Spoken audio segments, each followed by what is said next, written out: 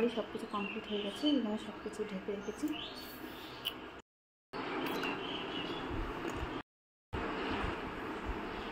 আমার রান্নাবাড়ি সব কিছু কমপ্লিট হয়ে গেছে, এখানে সব কিছু ঢেকে রেখেছিলাম। এবার বেরোয় যাবো।